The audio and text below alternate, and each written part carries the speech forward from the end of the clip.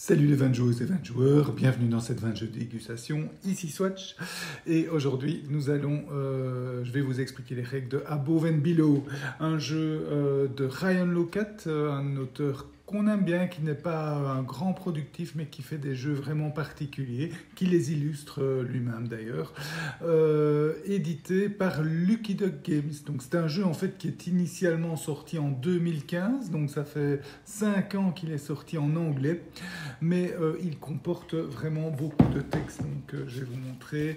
Il a un petit bouquin avec pas mal de textes et donc, ce qui fait que dans le monde de la francophonie, dont nous, chez 20 jeux, on n'a pas vraiment voulu jouer à ce jeu tant qu'il n'avait pas été traduit en français. 5 ans plus tard, Lucky Duck Games le fait enfin, donc on peut y jouer et on peut y prendre plaisir. Voyons ensemble de quoi il retourne.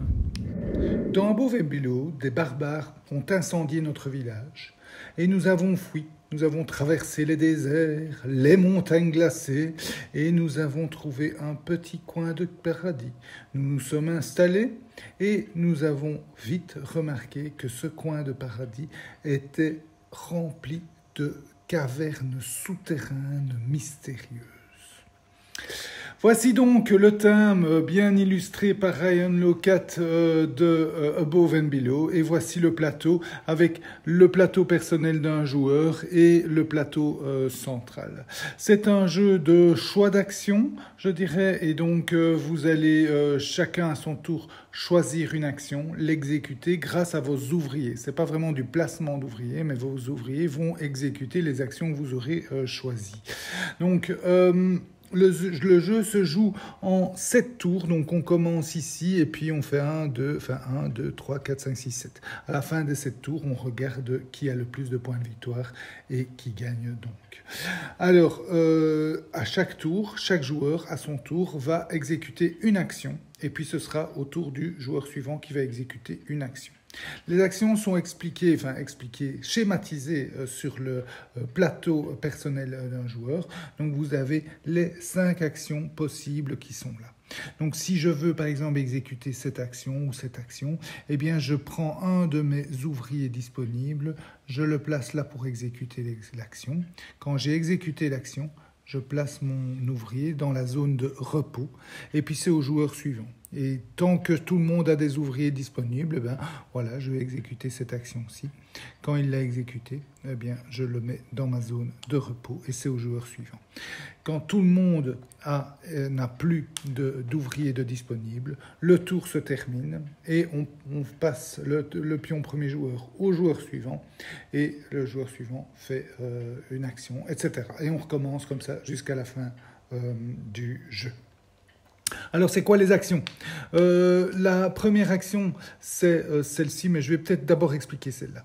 La première, c'est construire un bâtiment. Alors, pour construire un bâtiment, vous voyez un petit marteau, ça veut dire que vous devez avoir un ouvrier qui a cette capacité pour exécuter cette action. Donc, vous placez un ouvrier disponible avec un marteau ici et vous exécutez l'action de construire un bâtiment. Les bâtiments disponibles sont ici. Et leur coût est indiqué en haut à gauche. Donc, c'est des 7 or, 9, 7, 10, etc. Ici aussi et là aussi. Quand on construit un bâtiment du dessus, donc vous avez des bâtiments du dessus et des bâtiments du dessous.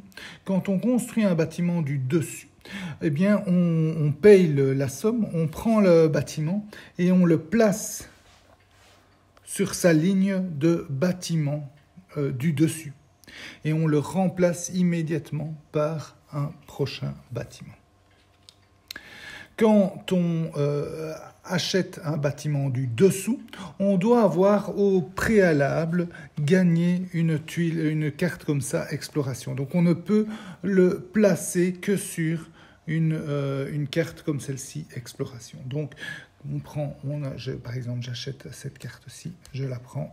Je paye le coût et je la place sur une carte exploration et je la remplace directement par la prochaine.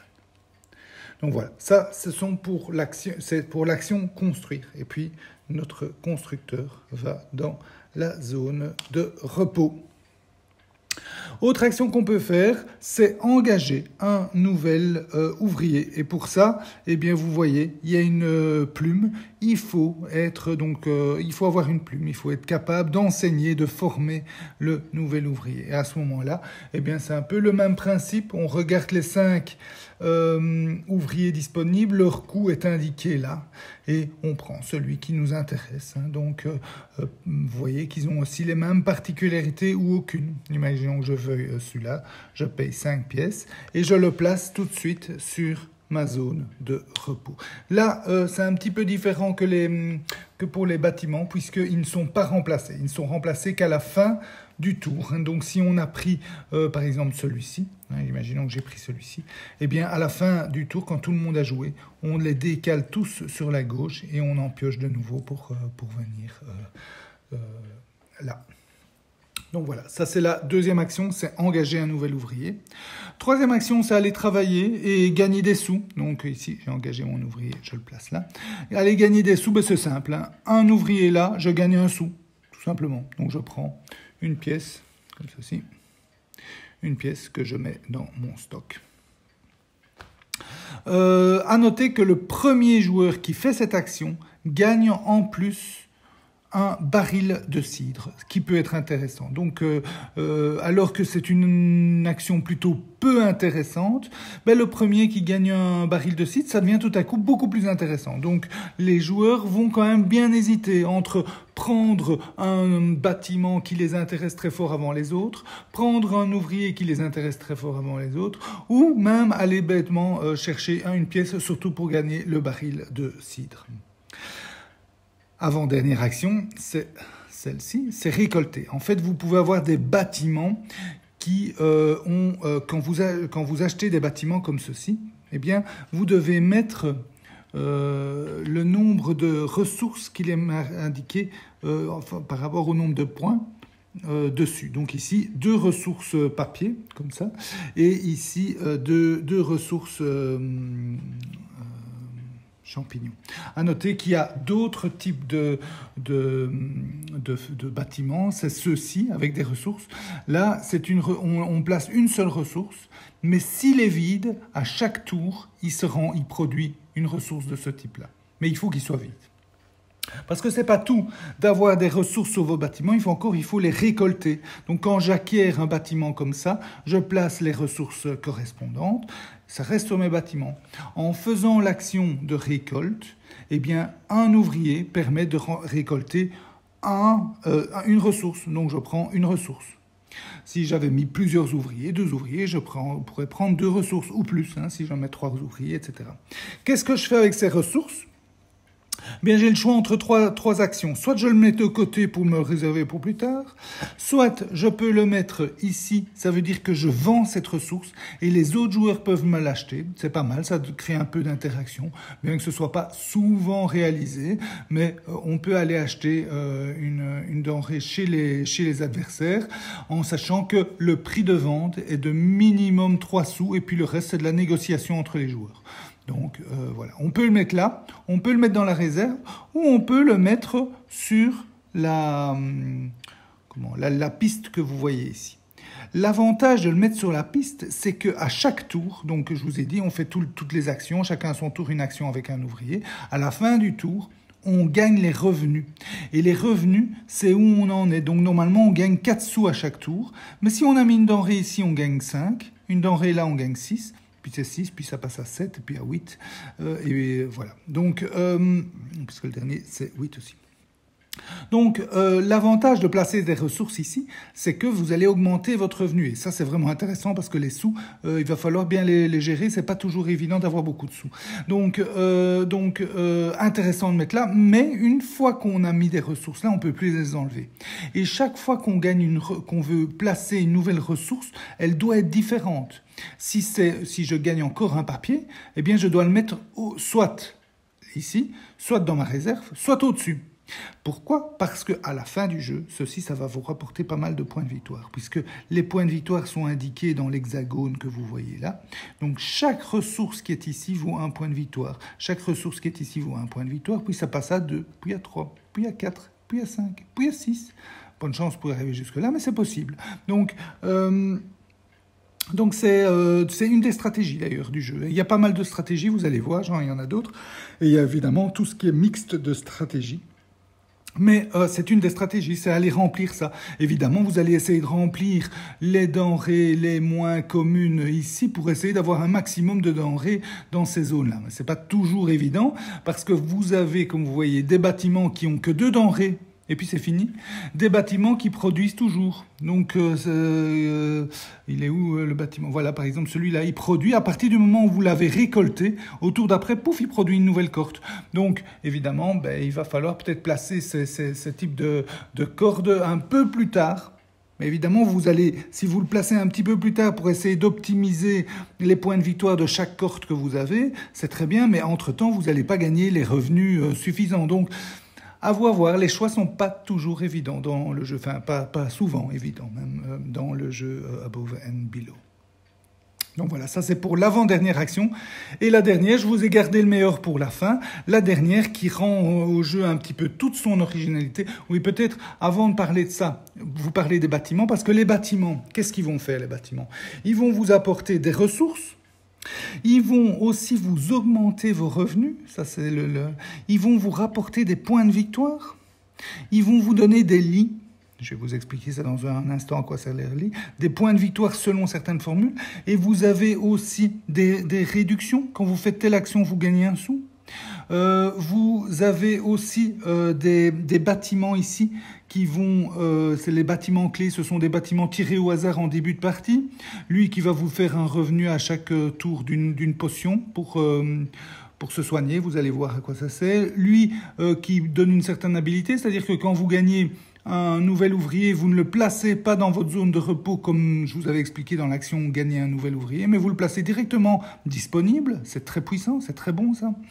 Là, vous gagnez un sou quand vous faites l'action de construire un bâtiment. Et là, ça vous donne un point de victoire par chaque carte exploration, ces cartes-là, que vous avez devant vous à la fin du jeu. Et en plus, ça vous permet de relancer un dé lorsque vous devez lancer les dés. J'y reviens aussi. Je viens maintenant tout de suite sur les lits. Donc vous gagnez des lits. Au début du jeu, vous avez un bâtiment avec 3 lits. En fait, à la fin d'un tour, donc quand tout le monde a joué et qu'on va passer au tour suivant, tous les ouvriers que vous avez sont soit dans la zone de repos, soit encore actifs parce qu'on a décidé de ne pas les activer, soit dans la zone de soins. Alors, pour faire passer, ça se passe en 2 étapes. D'abord, on peut faire passer des ouvriers qui sont de la zone de soins dans l'hôpital à la zone de repos. Et pour ça, on doit dépenser une potion, si on a des potions. Ensuite, on peut faire passer autant d'ouvriers qu'on veut de la zone de repos à la zone active en payant du cidre. Donc, le cidre est important pour ça. Et puis enfin, on va compter le nombre de lits et chaque lit permet de faire passer un ouvrier de la zone de soins à la zone de repos ou de la zone de repos à la zone active. Donc ici, dans ce cas-ci, imaginons que j'avais ni potion ni cidre, j'ai 3 lits et donc je peux prendre ces trois-là et les mettre en actif. Mais c'est bête parce que j'ai d'autres ouvriers que je ne sais pas mettre en actif parce que j'ai pas assez de lits. En sachant que un lit peut mettre un ouvrier de la zone de soins à la zone de repos, mais le même ouvrier ne peut pas dormir dans 2 lits différents. Donc une fois qu'il fait ça, il doit rester là, il ne pourra pas passer à la zone active. Sauf si auparavant, on a dépensé une potion qui permet de le soigner, et puis après, avec un lit, on pourra le mettre là. Donc voilà, ça c'est le système de lit, c'est pas mal, ça me fait un petit peu penser à Obsession, où les ouvriers vont aussi passer d'une zone à l'autre pour devenir actifs, et donc il va falloir aussi bien gérer ça, parce que c'est pas tout d'aller engager plein d'ouvriers, comme dans la majorité des jeux de placement d'ouvriers. Au plus vous avez d'ouvriers, au plus vous allez pouvoir faire des actions, mais encore faut-il avoir des lits suffisants pour pouvoir les activer à chaque tour. Donc c'est pas mal, c'est bien vu, ça oblige les joueurs aussi à bien équilibrer leur jeu. Dernière action, donc, c'est aller explorer. Alors, aller explorer, ça apporte une toute autre dynamique au jeu. Donc, vous allez y placer au minimum 2 ouvriers. Vous pouvez, par exemple, y placer 3. Imaginons que je vais aller explorer avec ces 3-là. La première chose que je fais quand j'explore, c'est que je vais tirer la première carte exploration. Imaginons que j'ai tiré celle-ci. Et je jette un dé. Pouf. Imaginons que je fasse, je ne sais pas moi, 3. Je jette un dé, je regarde 3. Il est marqué 86. Je prends mon livre de compte. J'ai préparé le coup, hein, donc j'arrive directement à 86. Presque. Je lis le paragraphe, c'est-à-dire un autre joueur que moi, que le joueur actif, va lire le paragraphe 86. Et donc l'histoire du paragraphe, c'est que vous êtes dans les sous-sols et vous tombez dans un long couloir gluant qui vous amène dans une salle où vous voyez plein d'os et de morts et de corps desséchés. Voilà le terme exact vous voyez des corps desséchés, des toiles d'araignée et vous entendez même le cliquetis d'une araignée qui arrive pas à votre secours, mais qui arrive pour vous faire peut-être votre fête. Alors, vous avez le choix entre 2 actions. C'est recouvrir la goulotte de bois pour que plus aucune personne ne puisse être capturée dans ce piège et s'enfuir, soit combattre les araignées. Et vous avez exploration 3 et exploration 4 ou exploration 7. Donc, le compteur qui va vous lire l'histoire ici va en plus vous dire les options. Soit tu fais ça pour exploration 3, soit tu combats les araignées pour exploration 4 et 5. Mais il va pas dire ce qui n'est pas en gras ici, qui est la récompense s'il réussit. Alors imaginons que ici le joueur dit moi je vais combattre exploration 7. Il va prendre un dé par ouvrier qu'il a mis ici à l'attaque et il va jeter ses dés. Et donc imaginons qu'il jette, on va le faire, hein, hop, pour le premier fait un 6, il va prendre un autre dé pour le second qui fait un 4, et j'ai pas de dé sous la main, mais imaginons que le prochain fasse un 1.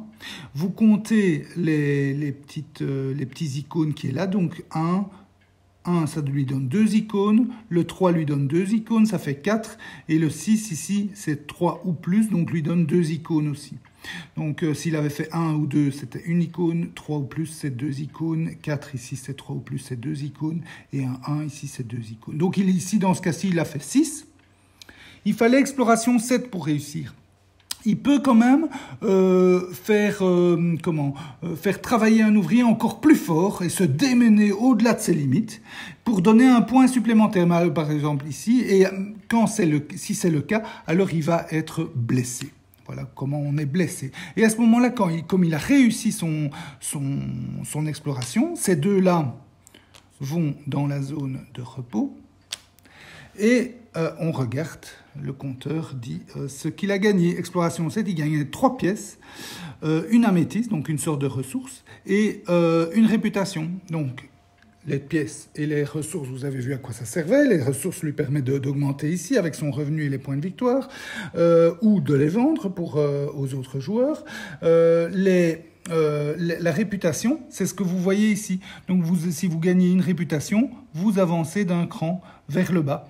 Et ça vous permet à la fin du jeu de gagner des points de victoire supplémentaires en fonction de l'endroit où vous êtes, ou d'en perdre si vous n'en avez pas gagné du tout.